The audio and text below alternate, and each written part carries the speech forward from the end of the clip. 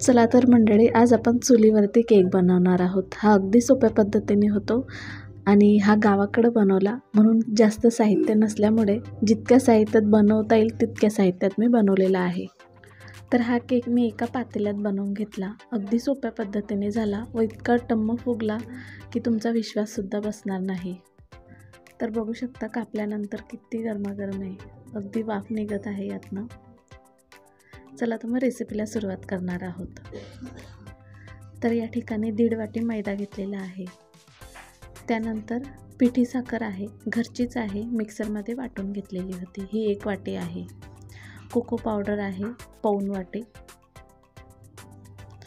आता हे मिक्स करून घ्यायचं आहे. या पद्धतीने तुम्ही प्रेमिक्स पण तयार करून घेऊ शकतात.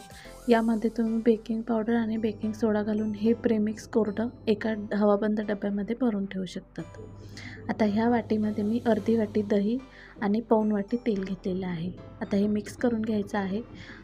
दही हवं तर तुम्ही घालू शकता, नाही तर व्हिनेगर वापरू शकता दह्याऐवजी.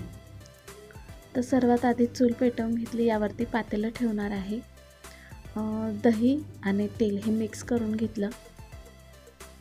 त्यानंतर यात अर्धी वाटी मी परत दूध घातले आणि ही जी साय होती दुधावरची ती पण घालून घेतलेली आहे. या ठिकाणी तुम्ही दूध पावडर पण वापरू शकता जर तुम्हाला साय नसेल वापरायची दुधाची तर. आता हे मिक्स करून घ्यायचं आहे व जे आपण कोरडे जिन्नस तयार करून घेतलं म्हणजे जे पीठ आहे त्यामध्ये घालून घ्यायचं आहे. आता घरी असल्यामुळे गॅसवरती तर नेहमीच केक बनवते, तर चला म्हटलं चुलीवरती पण ट्राय करून बघूयात. पण चुलीवरचा रिझल्ट एकदम छान आला बरं का. तर या ठिकाणी 1/2 टेबलस्पून मी बेकिंग सोडा आणि 1 टेबलस्पून बेकिंग पावडर घेतलेली आहे. थोडं दूध घालायचं यावरती, म्हणजे अर्धी वाटी दूध परत घातलेलं आहे. परत मिक्स करून घ्यायचं आहे. तुम्ही हवं तर मैद्याऐवजी गव्हाचं पीठ पण वापरू शकतात. या ठिकाणी पिठी साखर मी सर्व चाळून घेतलेलं होतं.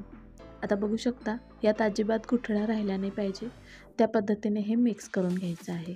तर बघू शकता तुम्ही हळूहळू एकदम छानपैकी हे मिक्स झालेलं आहे, अजिबात गुठळ्या राहिलेल्या नाहीत.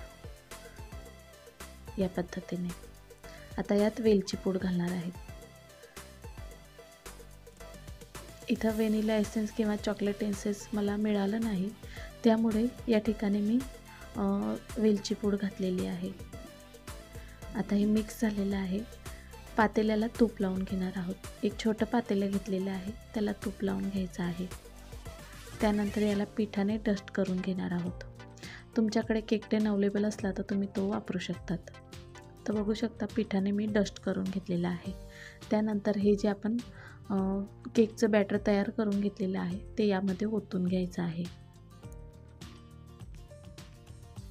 केक म्हटला तर हा सर्वांनाच आवडतो. चुलीवरती मी पहिली वेळेस ट्राय करून बघितला.